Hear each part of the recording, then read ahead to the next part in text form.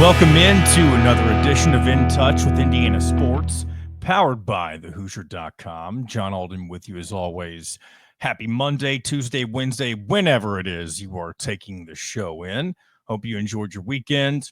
And we are at the end of June. We're really settling into summer finally, right? And for some of you, that's a great thing. Maybe this is your favorite time of year. But I know many of you who watch the show, you're sports people like myself, right? And as we all know, the summertime, unless you're somebody who is really into Major League Baseball or even like Major League Soccer, I know it's a much smaller major sport, but unless you're really into one of those or some other off the wall niche sport, then this is kind of the dead period for the stuff that we really get into on, in our neck of the woods, right? Football, basketball, among other things. But I mean, we are not far away from getting things restarted when it comes to college football, as I talked about a little bit last week. But right now, we are squarely in the dead period. And it's not quite the dog days of summer, if you will. I know that's a phrase a lot of people like to use. I actually found out last year there's actually a specific time period or each year that's considered the dog days of summer. And I don't have it pulled up right in front of me, but I believe it falls somewhere between like mid-July into early August. So, I mean, we really are at the beginning of the summer season. And I don't hate this time of year. There's a lot of good that comes with it. If you're into vacations, going to the beach, that sort of thing, this is usually the typical time of year to do that sort of thing. But it's also the heat. And if you live anywhere, and it doesn't even necessarily have to be where we are in the Kentuckiana region, but if you live anywhere, I guess, unless you live maybe in Canada or the northern part of the United States, I mean, it's been hot as insert whatever comparison you want to put at the end of that sentence. It has been way too hot for as early as we are into the summer season. And the moment we start getting enough of that, that's when I start I think what it is, and it happens to all of us, we get summer fatigue, right? The further we get into all of this heat and humidity and all of that nonsense, the more we want the cooler temperatures, the fall weather, and that just it gets me even more excited when we get to the fall season and when we get to football season. I think just it makes you want the autumn or the fall time more. And I know people can say the same thing with the winter time. It just makes you want summer. I don't feel the same way about that as I do right now, just because the wintertime doesn't bother me as much as the summertime does. It's not as miserable, but some people will say the opposite. You have, it feels like in our society, you always have one of two types of people who hate the summer or who hate the winter or hate the summer more than the other. It's just that sort of thing. So that's where we are. We're at the end of June. We got the 4th of July coming up later this week, which means a long weekend for a lot of people. And then this Saturday, this is probably not on many people's radars, except for mine. I did mention it a few months ago because I was excited to watch this, but it's the Black Sabbath reunion show that's going to be live streamed. Cool for people like myself, of course, who are too young to have ever seen the original Black Sabbath. So that'll be cool to take in at some point. I don't have to watch it live, but I can if I want to. It's one of those things where when you purchase the live stream, which wasn't very expensive, you can watch it either when it goes live or you can watch it as a VOD, they call it, just a pre-recorded video that you just kind of have to view for, I don't know if it's forever or if it's just for a certain amount of time, but that is also something I am looking forward to taking in here in the next several days or so. So that's what's up. What's going on with you all? Feel free to leave me or let me know in the comments what's going on, what your plans are for the summer. If you're ready for college football to get rolling, I know I am. My favorite time of the year. It's funny. I grew up, for most people, when you're an Indiana fan, you start off as an Indiana basketball fan. That's just kind of the way things roll when you're in the IU, fan base or whatever you want to call it. But for some reason, I was always intrigued by the Indiana football team. They were never great, until recently, of course. And so seeing what happened over the last, it's been more than 12 months, it's been like 18 months since Curt Cignetti arrived in Bloomington. So seeing what happened in that short amount of time and what is now expected of them heading into this upcoming season, there's a new level of excitement and, of course, expectation that comes along with all of this. And I know I've said this before, but there's also, we've had this before that seemed more of like a red herring or a facade, if you will, right? With the 2020 season with Tom Allen, and then you had the 2021 year that ended up being horrendous. And I highly doubt that we are heading in that direction once again. But man, if we did, and hopefully this is the last time I will mention this, it would definitely put a damper on a lot of things. So I'm excited about Indiana football, and I'm hoping they don't let me or you or all of us down. But I'd be willing to put cards on the table saying that they won't let us down. But that doesn't mean that they have to go to another college football playoff. No. Would it be wonderful if they did and awesome if they did? Yes. But I think the bigger picture here is that the standard has been raised with Curt Cignetti at the helm, and that the floor of every Indiana football team has now been raised, where the goal used to always be just be 6-6, just get to a bowl game and maybe win it if you get there. Which, by the way, they still haven't done that, because when you go to the college football playoff, they didn't win that game. I don't know if that would have counted as a bowl win. I guess it would have counted as a postseason win if you want to put those two things in the same category. But they still haven't won a postseason / bowl game since, I think it's the year 1980. So that's one more thing that Curt Cignetti can aim to kind of check off on his list of things to do this upcoming season. But this Indiana football team has a lot of expectation, and at risk of beating around the bush too much, I've also kind of lost my train of thought. So I was trying to kind of regather where I was going with all of that.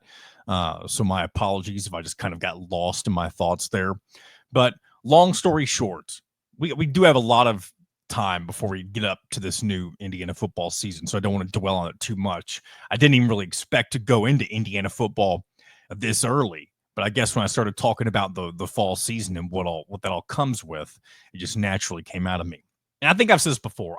I make rundowns for this show, and I reference them, and I've got them right in front of my face all the time. But I don't like to just stick to the rundown. It gets rid of the, kind of the organicness of what I want this show to be. And oftentimes, maybe not, I don't want to say oftentimes, sometimes there are shows that come together in a less organic fashion. Like for some reason last week, I wasn't very happy with the way I laid out last week's show. And if you enjoyed it, I don't want to take away from those who enjoyed it, but I didn't enjoy it for whatever reason. But hopefully I feel like we're on the right track today to making something that I'll be happy with. Not that it matters, right? Now I'm getting a little too meta for all of this. Maybe I should just take a sip of coffee and move on, right? So yeah, we'll talk more. There's a couple of more football things that I might hit on at the end of the show. But I do want to go ahead and get into what I initially planned on starting out with, and that is the NBA draft results. And I'm not going to sit here and bore you with every little thing, that happened with the NBA draft, and more so just kind of point out some things, some obvious, some not. One, this is something that was echoed a lot in my neck of the woods over the last several days, and that's the local teams, which whenever I say the local teams, I'm usually referring to Indiana, Louisville, and Kentucky. For some of you, that might mean Indiana, Purdue, and all the other mid-majors in the state of Indiana. But where I am, and considering that both Louisville and Kentucky are also kind of have even if you're not in the state of Kentucky, there is a sense of kind of belonging or rivalry with those schools in some way, shape, or form, I feel like. But this was the first time, and I wish I had the number in front of me or the year in front of me. First time in a while, we'll just say, that all three of those schools did not have at least one. What is it? I'm getting the stat mixed up now. That it should say it's the first time that there was a draft where any of the three schools didn't at least have a first rounder, if that makes any sense.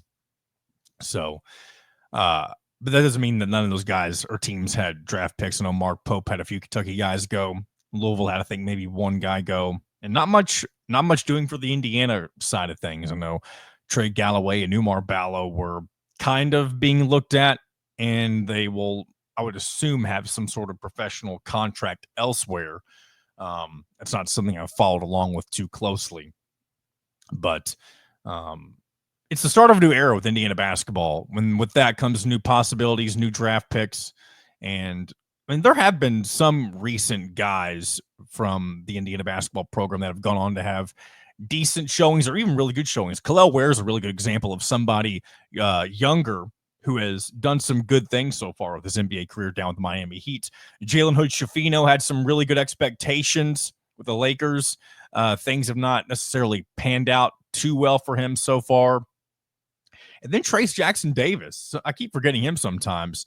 He's someone who a lot of people thought, because of how kind of old he was and how his skill set wasn't necessarily the new era NBA skill set, people thought he might struggle, but he carved himself out a nice role for the Golden State Warriors. And I know it's not the Warriors of old that were basically on the brink of a dynasty, or maybe even had a bit of a dynasty for a few years there. But nonetheless, it's still a really good program that's won NBA championships. And he, again, has carved himself out a nice career out in California. Also, nothing super big to speak of when it comes to the Pacers. They did receive Cam Jones from Marquette via trade, initially drafted by the San Antonio Spurs. But I hate to say it, very kind of echoing what Tyler Smith had mentioned on a previous show. The Pacers, it very much sucks how hard it feels like they're going to fall heading to next year, or more so, how much the season may not matter. And I hate to write it off before it even happens, but the way things played out, when you have the injury to somebody or that significant of an injury with Tyrese Halliburton, and you know it's going to take you, we already know he's out for the year now. I mean, that in and of itself is a blow. So, and with that comes just the overall, I mean, yeah, you can have players step up, but just the notion from players like, okay, like they may have the same mentality that we as fans have, and that it's a lost season. Now they're going to try. They're professionals. They're going to do their best to carve out their own roles and maybe become more than what they were in the previous seasons. And I think Ben Mathurin is somebody that fits that bill very well, somebody who may take the opportunity to kind of raise his status. But one thing I saw, again, our friend Tyler Smith put this out on social media the other day, is that somebody like him, if he has an incredible season, his price tag is definitely going to go up, and again, making it that much more difficult to keep the band together, so to speak. So that'll be something to keep an eye on. But again, we're far away from the, of course, the next NBA season. And well, I mean, we're about to enter summer league play, but again, that's not something I follow along with too closely, especially without having any IU guys a part of this, unless I'm mistaken. Sometimes I know there's a couple of NBA sophomores, if you will, that play in the NBA summer league. But we'll have to wait and see who might be a part of those lineups. What else do we got? We got Kyler Staley. I haven't mentioned this yet. He's going to come on the show. I was going to transition into that segment right now, but I want to go ahead and hit some of the other things I got. I feel like I'm on a roll. So let's go ahead and hit some of these other things. And a little bit later in the show, we'll bring on Kyler Staley. With him, we're going to catch up on all things that are going on with Indiana basketball recruiting. Also, a few other news and notes. We did this interview while he was on the road traveling to Charleston, South Carolina. So I had to do a little bit of editing magic, if you will, to make it sound a little more just better. It doesn't sound bad, but without the edits that I made, it didn't sound very good in certain portions of the interview. But we'll talk about that, sort of all that stuff, and a few other Indiana basketball matters as well. So we'll save discussion on that for whenever we bring in him. And then right now, I want to get into a couple of interesting things to keep an eye on when it comes to college basketball over the next couple of years. And this first one's already official, I believe. I've heard otherwise, maybe it wasn't, but I looked it up before I got rolling on this because I thought it was official, and I believe it is. The beginning in the 2026-2027 regular season, there will, instead of 31 games, you'll have 32 games to schedule, meaning one extra non-conference game. And I don't know if there's a specific type of game that needs to fit into that spot. If it's a game that you have to throw in the middle of your conference slate, I've heard people throw around the idea that it would be smart if it was required to put that extra non-conference game right in the middle of your actual conference slate, but you have to schedule another team from the Power 4, Power 5, and people threw around the idea that that's a good idea to see how you compete against other conferences, because you always have the debate of which conference is actually the best, football and basketball, but this is, of course, just for basketball. I think that's a good idea. I don't know if they can put that sort of requirement on that sort of thing. Maybe they can. I would be in favor of it if they did, but I tend to think that won't be the case. Let me know if you like the idea of adding another non-conference game. It's definitely a lot less offensive than adding NCAA tournament teams. So that's another conversation for another day. It does seem like it's inevitable that is going to take place at this point, which to me is disappointing. A lot of the big talking heads, and Seth Davis has been one of them. And I used to I go back and forth between liking Seth Davis as an analyst and not liking him. I'm currently in a phase where I do not like him as an analyst, simply because whenever he seems like he's trying to act like this big advocate to expand the NCAA tournament. It's almost like the NCAA or those in charge of the NCAA handpicked a few people that said, okay, you guys are going to be our cheerleaders for all this expansion, because we know there's going to be a lot of backlash with it. We need you guys to be the ones to make it seem like it's a really good thing. That's how Seth Davis comes off when he's talking about the NCAA tournament. I don't believe that he actually thinks the NCAA tournament expanding is a good thing. And I'm sure there's a few more guys that fit into that category. He's just the one that stands out to me when it comes to all of this. Because by going against what most people are saying is not necessarily a good thing, you stand out. And maybe someone's throwing a little moolah under the table saying, hey, we'll give you a little extra something if you tell everybody why this is a good thing. So again, maybe I'm just thinking way too hard about it. Maybe he actually does think it's a good thing. And if he does, then good for him. Apologies for the coughing. I didn't think I was going to get too deep into that, but I knew once I brought up the Seth Davis thing, I was like, I know I'm going to go in on this a little bit. I can't just ignore that. But again, we'll talk more about that as that eventually becomes official.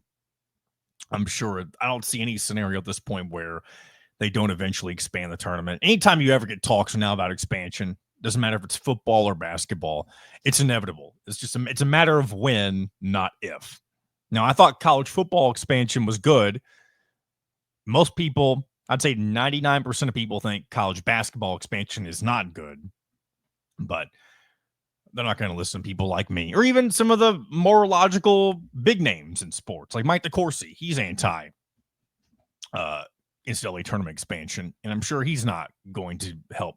I mean, I wish he would, but I'm sure it's not going to help out the more he talks about it either, but who knows? So one other thing that I want to mention when it comes to college basketball, this is something that is in the NBA that I saw someone throw out there, and I can't remember again. A lot of these things I have on the rundown I've had written down for a while. I've just not hit on them. So it's been a while since I've seen where I got the information from. But I don't think this is official as of yet. But coaches' challenges coming to college basketball. You see that the NBA, and watching the NBA playoffs this year was the first time that I had, gotten exposed to the coaches' challenge. And I don't think it's a bad thing necessarily, but as long as they keep the reviews short, and I know not every play is going to be like controversial and it's not going to take forever, but when you've got rules experts who are analyzing the play, and it feels like those who are watching at home can come up with the verdict faster than them, that's when you know you have an issue when it comes to replays. I'm not just talking about basketball, but football as well. Any sport where you do replays, which feels like it's every sport nowadays. But I think with all sports in general, when it comes to replays, I think you need to give them a time limit. And I know you wanted them to get it right, but it should not take more than 2 minutes to fit. And I don't care if it's football or basketball. It should not take more than 2 minutes to figure out what the right call should be for a specific play. And I think 2 minutes is generous. You should probably be able to figure out most instances in less than a minute or 30 seconds. Once you look at all the replays, and again, some are more difficult to figure out than others, but I'd say a maximum amount of time a replay should need to make a decision is 2 minutes. If you could put that on there as like a time limit for the referees to figure it out, I think that's more than enough time to get it correct. And I think more often than not, you would still see them get it correct. So just my take on that. But I think it would be fine for the college game as long as and really, I know I'm chasing a squirrel here. I think there's a lot of NBA rules that the college game should just go ahead and adopt. I think jump balls should just be a jump ball the way that it is in the NBA. Like, go to the other sides, like where the free throw line is for each side of the court, and do an actual jump ball. We don't need to do possession arrow. Do a real jump ball. Go to a 24-second shot clock. Like, these guys are most of the players, I don't want to say most, but a decent amount of the players that matter, I should say, in college basketball, like they're wanting to learn the NBA game, if so to speak. They're wanting to play NBA style, if you will. Now, I know that, I guess really the bigger picture is that I don't even know the percentage, but a higher percentage of players in college basketball will not go on to the NBA, and so it's not worth throwing NBA rules at them. So I guess I understand that argument, but I just kind of wish they would all be similar. Also, quarters. Why not just do 10-minute quarters? College basketball is the only iteration of the sport that doesn't play quarters, 2 halves. Even women's college basketball has quarters. Why does every other version, high school basketball, NBA, WNBA, overseas, why does every other version of basketball do quarters except for men's college basketball? It just seems, it's honestly very odd that that's one thing that has not changed sooner.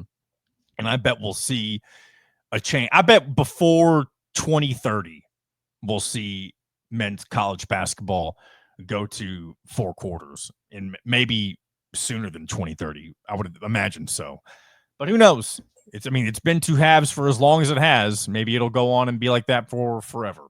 Who knows? All right. We'll go ahead and bring in our man Kyler Staley, and we'll continue talking some basketball matters regarding the Indiana Hoosiers, among some other things, for a few minutes. And then we'll come back and wrap up with a few more things before we put a bow on today's show. So right now, we'll welcome in from thehoosier.com, Mr. Kyler Staley. Joining me now from thehoosier.com, Kyler Staley from his vehicle. Welcome back to In Touch with Indiana Sports, my friend. Hey, it's good to be here. Driving down to South Carolina, Charleston. So got you hooked up on my phone mount right now. So I feel like I got a pretty cool setup here. But it's been a while, man. How's everything with you? Everything's going good. Baby is doing well and been having fun watching the Pacers. Unfortunately, that came to about as negative of a head as it could have whenever they lost. Tyrese Halliburton ended up losing in Game 7. But with that being said, though, it's time to get reacquainted with the Hoosiers. I feel like I've unplugged myself from everything that's gone on with Indiana basketball recruiting over the last several weeks, just because of how ridiculous the run the Pacers have been on. I'd kind of put IU on the back burner. And I know you're the guy to go to about all that. I know most recently, unless I'm mistaken, you were at the Charlie Hughes Invitational in Indiana, one of the biggest summer AAU events in the state, maybe not in the entire country. How was that whenever you were covering that? Yeah, it was great. So it's the Charlie Hughes Showcase. So what it is in June, all the AAU basketball for June. There is no AAU basketball. All the players go back with their high school teams. So that's what Okay. June is kind of like getting back to your high school teams, and obviously it's a good time for like all the coaches to see what they have coming back. Obviously you have your main guys coming back. Most teams do, and just seeing what new guys are going to step up. The JV squad guys. Who's going to come into a varsity level spot. So, but yeah, Charlie Hughes Showcase easily, and I would argue against this with any other state event, high school state event. I think it's the best basketball event of the entire summer, maybe even the entire year. Just great because you get all these guys that, AAU in high school, they're two completely different animals, where high school, your coaches, the high school coaches are running stuff. With AAU, it's a lot of individual stuff, seeing how the player works individually and stuff. But at the high school level, you get to see them kind of work in a team setting. And that's kind of what you see. And obviously what makes Charlie Hughes such a great event, most of the time, is that it's a live period weekend. So that means all the coaches can be out and whatnot. And Darren DeVries, I should say, was out 2 out of the 3 days with the assistant coach, Coach Drew Adams. So Adams was there all 3 days, if I can remember correctly. So, but yeah, it was a good event. They were getting eyes on Jason Gardner Jr. A lot of 2027 guys: Jason Gardner Jr., Isaiah Hill from Pike, and then Gardner Jr.'s on Fishers, which they look like. Fishers looks like they're going to be a team that's going to make it back to state this year. So they reloaded once again. So other than that, I think DeVries just did a really good job of just bouncing around, just seeing what was out there. I do think from a high major level, he was the only head coach that I saw. No Matt Painter, which I thought was a little bit surprising. No Micah Shrewsbury from Notre Dame. So I know Micah Shrewsbury, he was at the USA camp, I believe. So, but there was other assistants out and stuff. But just a really good event overall. It's easily one of my favorite events that the state of Indiana puts on every year. Yeah, it's definitely really unique, and I'm not super well versed in it, but just from briefly seeing what you and a couple of others were posting about it, to have that many teams playing in essentially one single gym, unless I'm mistaken on that too, it's a pretty unique thing that they have going on.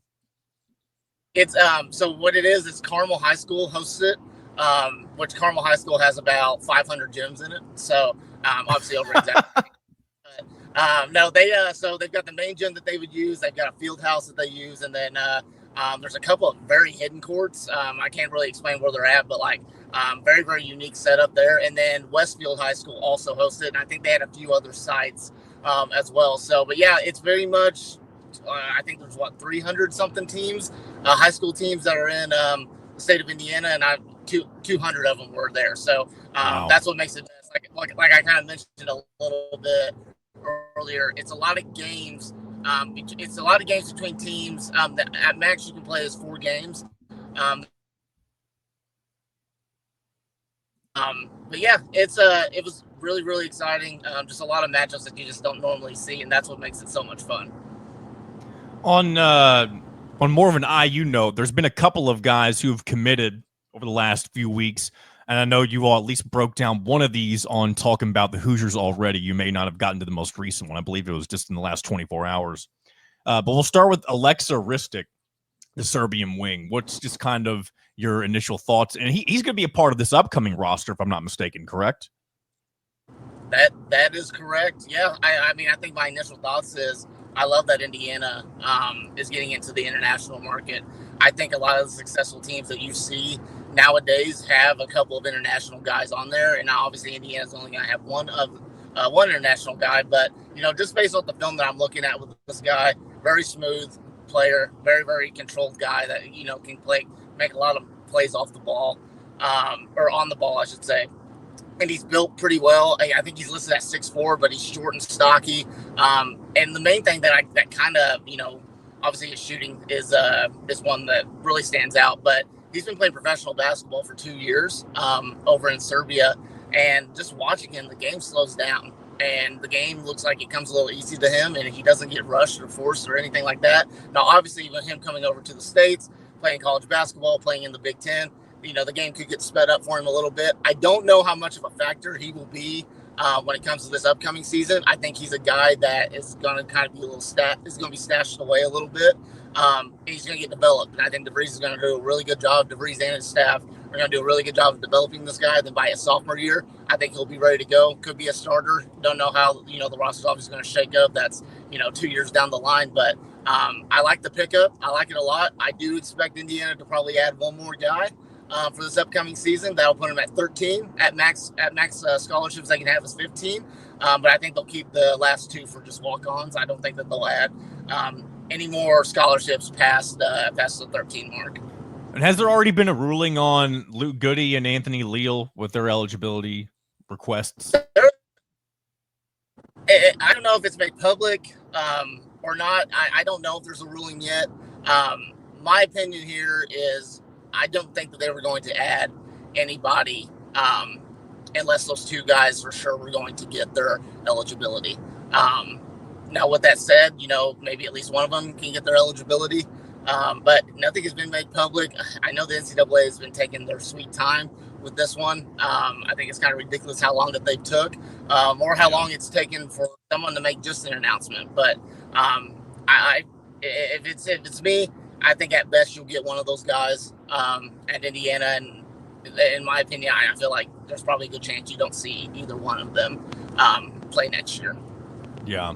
That's kind of based on what you were saying too, it's kind of the vibe I'd been getting. It's one of those things when it takes as long as it is and you notice that Coach DeVries is trying to move forward without them. Not that you necessarily want to. You want to give those guys a chance to retain their eligibility, but it's also something that if they end up not getting it, you can't just sit there and wait around for things to play out that way. Indiana also received what I believe is their first commit of the 2026 class, at least at the time of this recording, less than 24 hours ago. Prince Alexander Moody, a 4-star shooting guard, committed to the Hoosiers over Georgetown, Virginia Tech, Mississippi State, Oklahoma State, Michigan State, over a slew of others as well. What are kind of your thoughts on how he might impact Indiana in a year or so?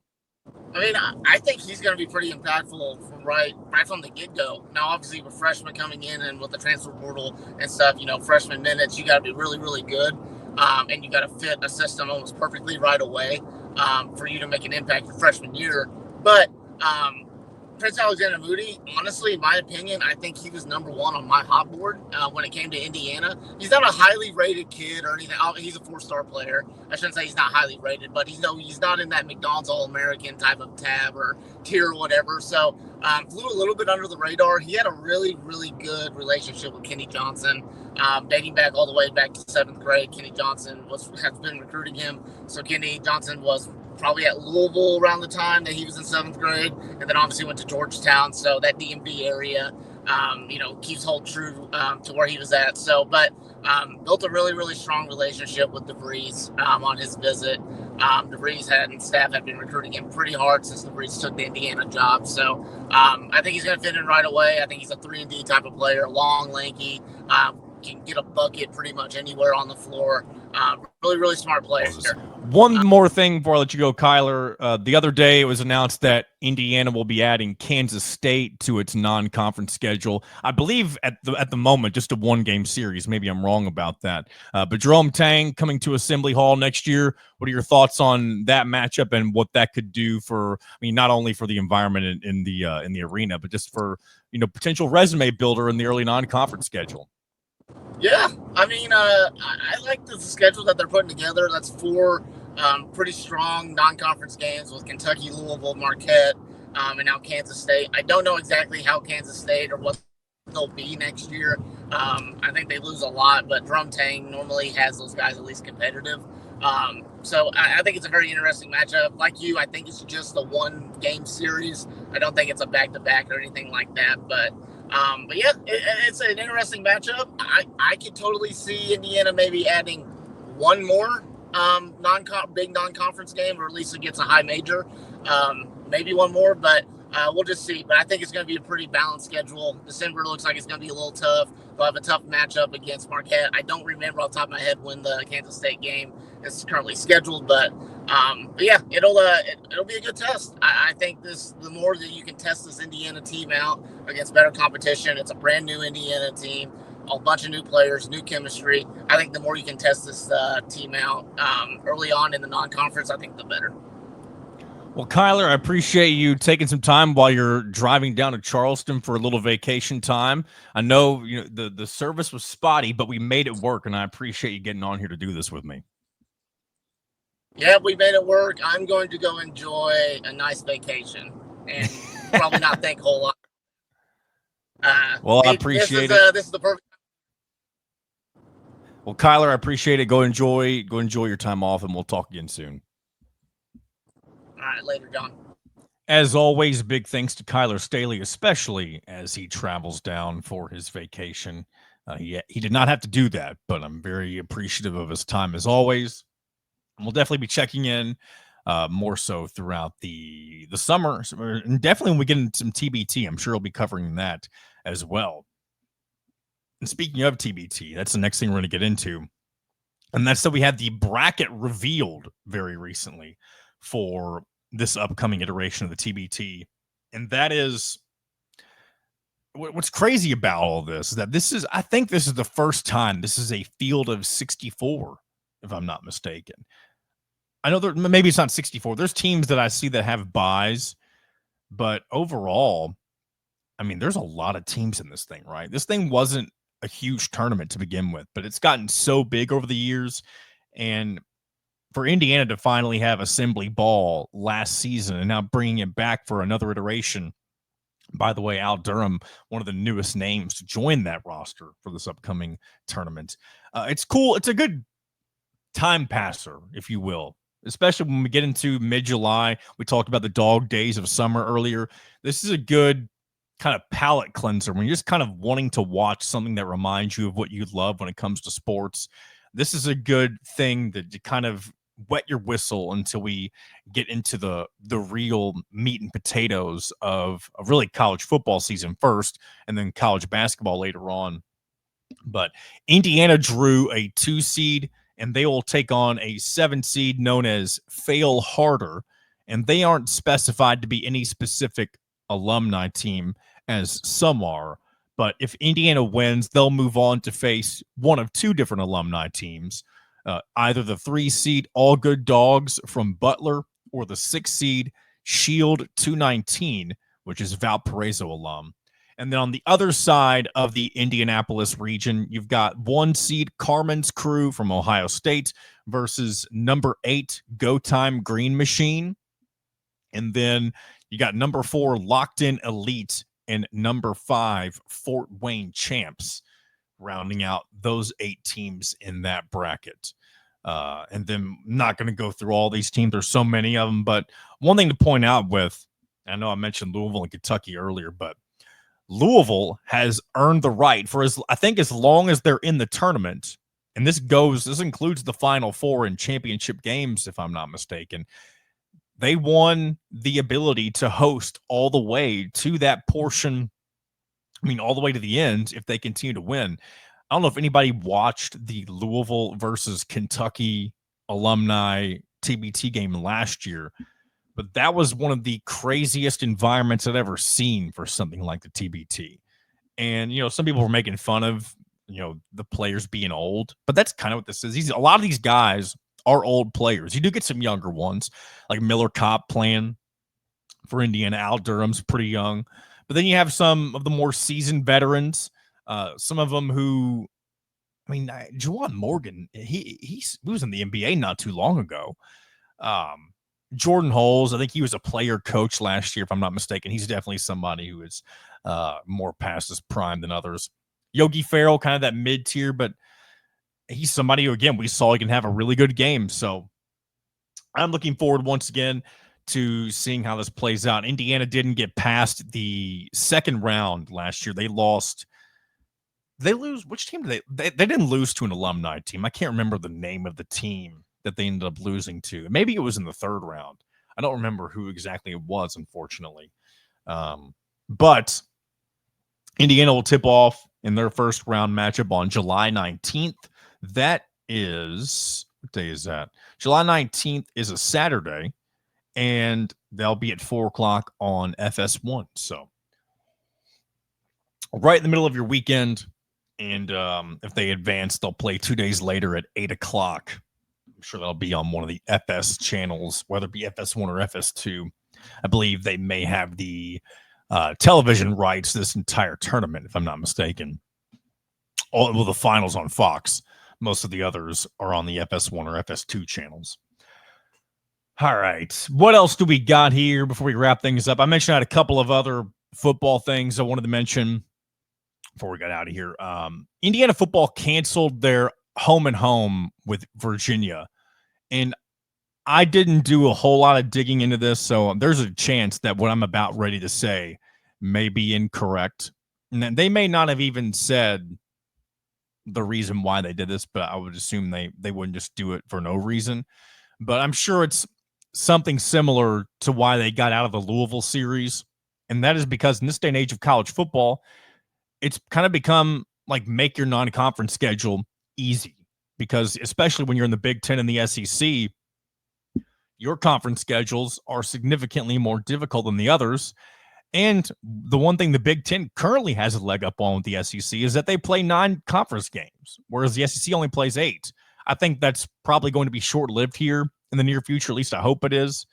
But that it seems fairly obvious to me, but that would be the only reason I would assume that Indiana would cancel their home and home with the UVA, even though I like to see them play at least one fairly marquee home or a matchup against a non-Big Ten opponent, or I should say non-G5 opponent. But in this day and age, I mean, Indiana played 3 cupcake non-conference schedule teams last year, and it benefited them to where they got into the playoffs still. Didn't matter. They went 11-1.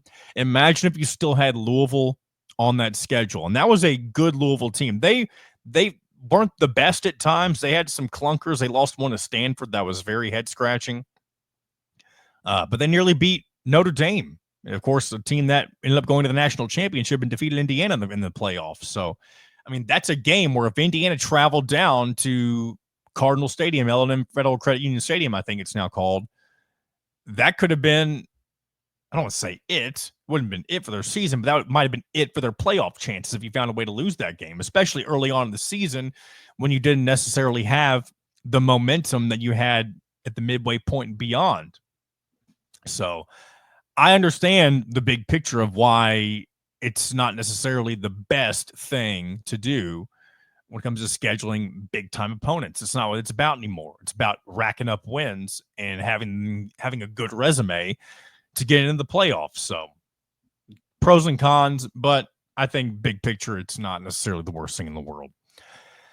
And then the last little thing that I want to mention, and then we'll wrap this thing up. And maybe I'll talk more about this another time. This is kind of something I want to react to. So maybe I'll just tease this, and maybe I'll bring this up again here in the future.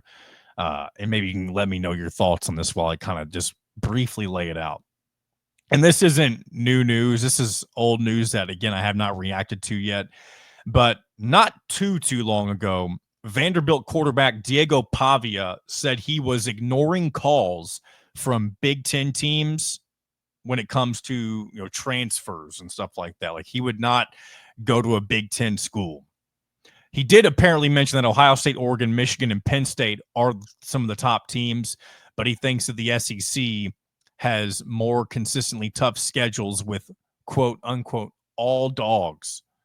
And he even called out specific teams like Purdue and Nebraska as teams that he think wouldn't pose a significant challenge. I mean, this dude is saying a lot for somebody who plays for Vanderbilt. And I know Vanderbilt had a really good season by their standards last year. They beat number 1 Alabama. Granted, it wasn't Nick Saban's Alabama, but you still beat Alabama. And I don't care who's coaching them, unless they're just dog doo-doo, that's a good win. especially for a program like Vanderbilt. But I just can't believe he would say he would ignore calls from, I mean, maybe this is all PR, right? We know that. And if we have Jeffrey the Greek on again here soon, I'm going to ask him about this because I'm sure he would have some strong thoughts on it. And he may have even shared some of those thoughts on the Eyes on Big podcast recently. But I'll definitely ask him about it whenever I'm able to get him back on this show here soon. So that's kind of just a little, I guess, teaser to it. Maybe we'll talk more about this in the near future, but I did want to bring that up. I do want to hear, if you have thoughts on that too, put that in the comments. I'd like to hear what you guys think of all of that. So I'm going to go ahead and wrap up today's show. Enjoyed chatting with you guys, and I look forward to doing it here in the next week after that. I'm eventually going to take a week off for a little vacation time before things really ramp up again. But we're not quite there yet. But I appreciate you guys as always. And remember to subscribe to thehoosier.com on YouTube and to the forums as well on thehoosier.com. I believe we still have that special going on where you can get the first month for $1 and then the rest of the year at a discounted price. So if you're somebody who wants to keep up with everything going on with IU, especially as things get ready to roll here in the new athletic calendar, then I would take advantage of that deal before it goes away. So until then, this has been another edition of In Touch with Indiana Sports, powered by thehoosier.com.